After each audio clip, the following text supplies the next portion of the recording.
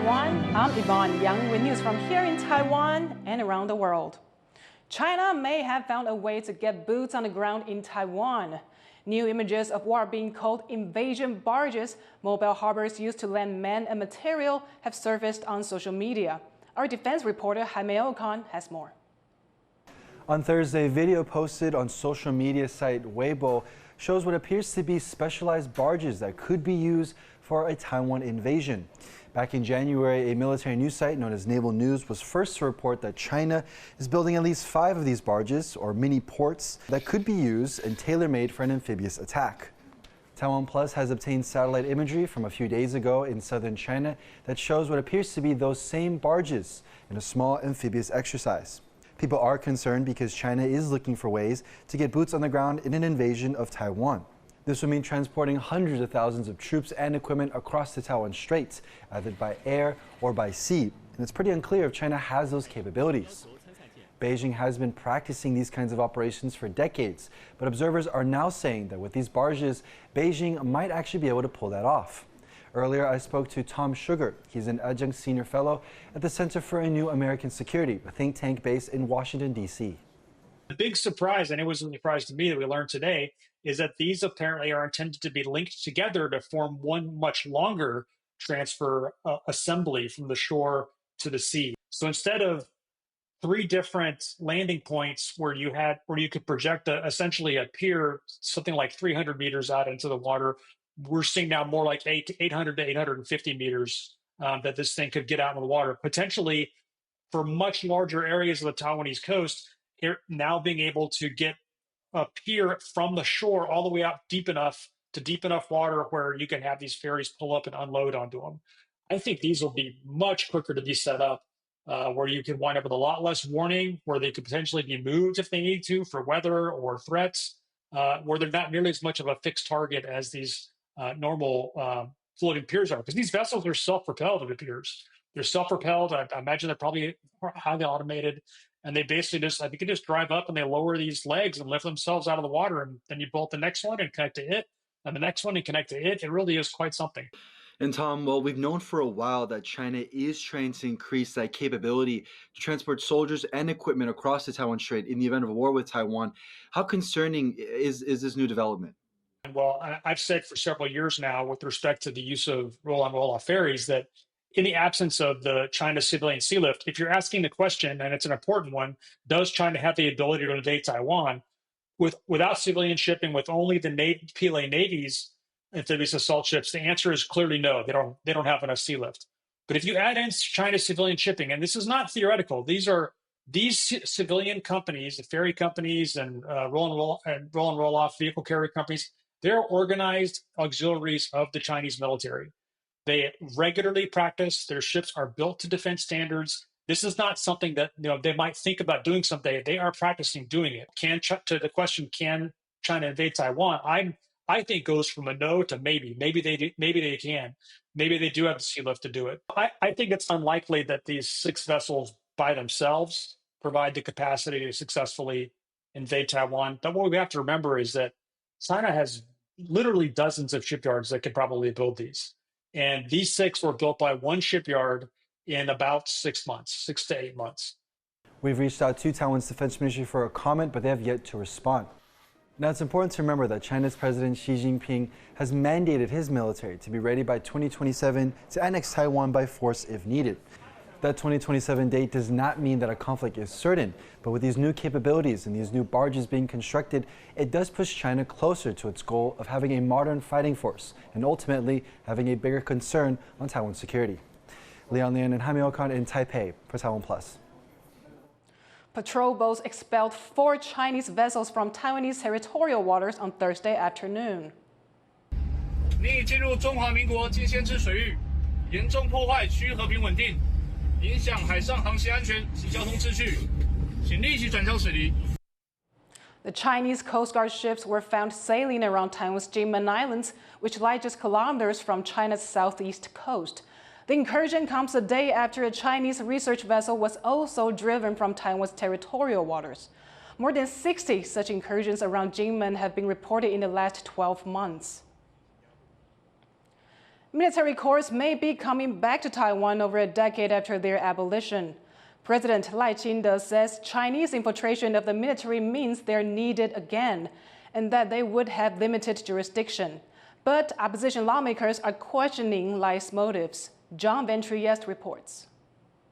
Military courtrooms like this one have been silent for 11 years, but they may soon see trials again as President Lai Ching-te pushes to put them back into use.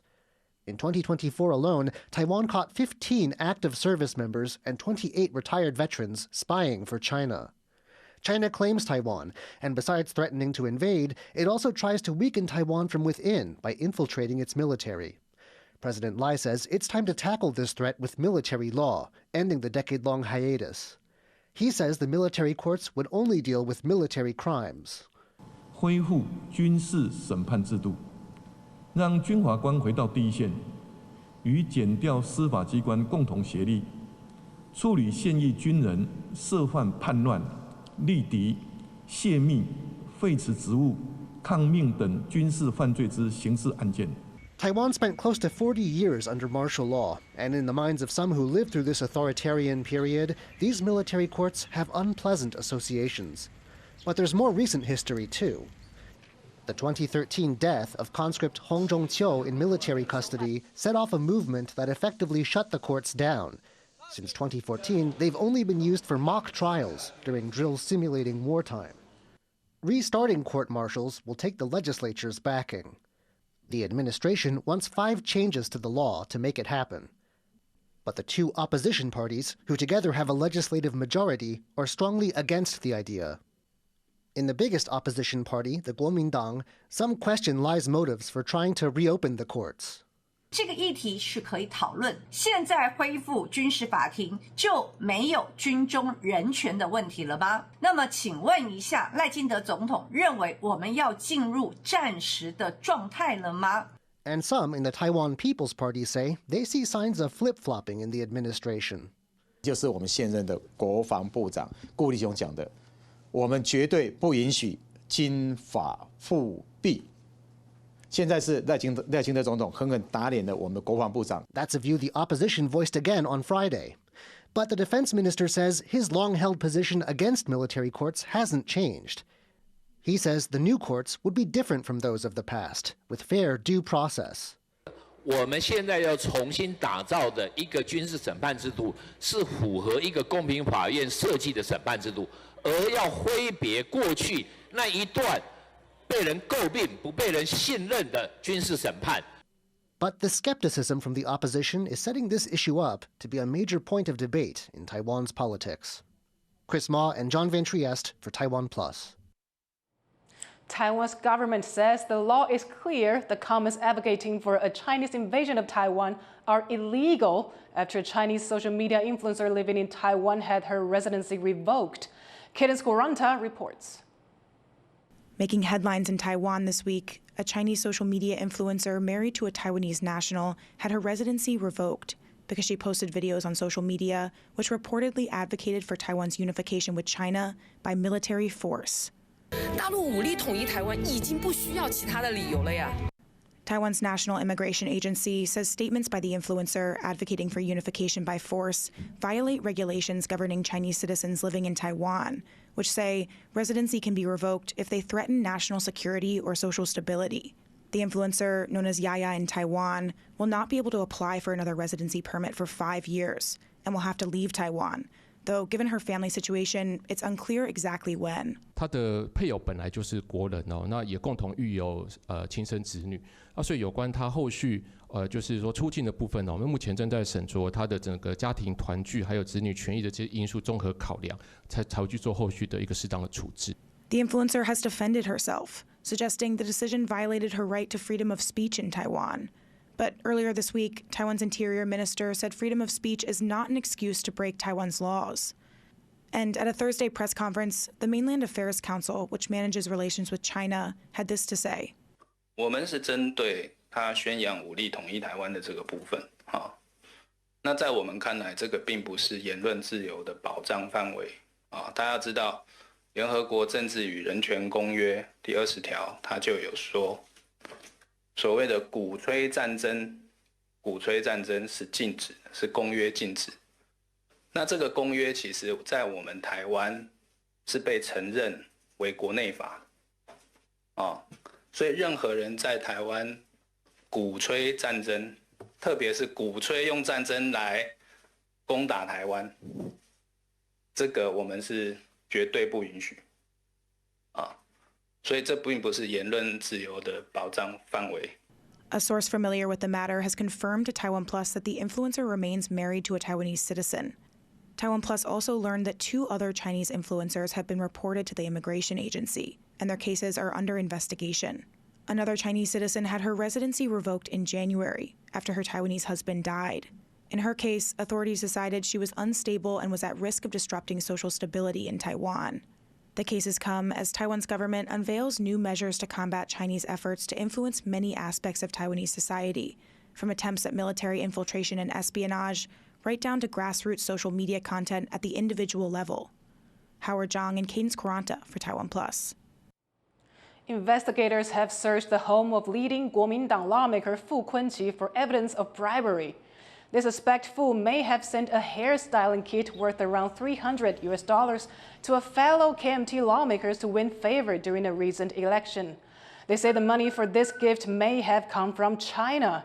Fu says he has not done anything wrong. Russian President Vladimir Putin says he supports a ceasefire in the country's war on Ukraine. But whether a deal can meet his demands is still up in the air. Tiffany Wong has more.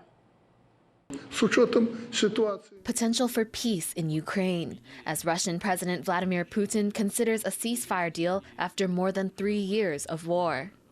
Согласны с предложениями прекратить боевые действия.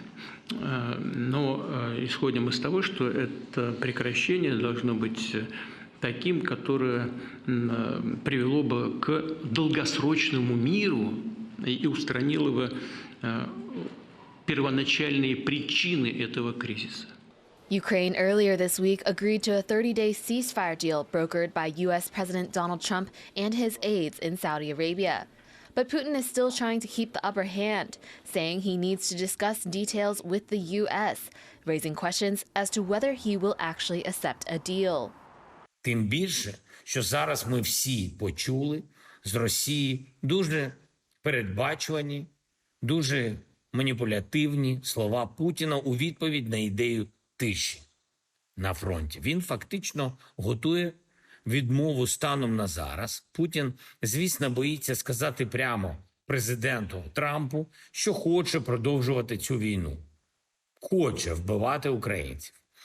And on the ground, skepticism too from ordinary Ukrainians, some fearing that Putin will use any ceasefire to regroup Russian forces before attacking again. Довготривалий мир, я думаю, що це, скоріш всього, на кілька років для переозброєння та нарощення сили.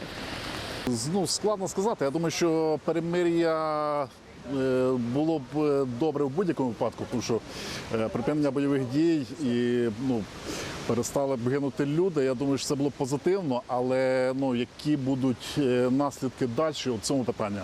As Ukrainians closely follow the latest in negotiations, they'll be thinking about what comes next and what decisions made in Moscow and Washington mean for them. Andy She and Tiffany Wong for TaiwanPlus. Thank you for watching What's Up Taiwan. You can visit the TaiwanPlus website or follow us on social media for more of our stories. Now, before we go, take a look at this silent museum party in Paris. It's part of the Museum of Illusion's 5th anniversary celebrations. I'm Yvonne Yang. Take care, and I'll see you next time.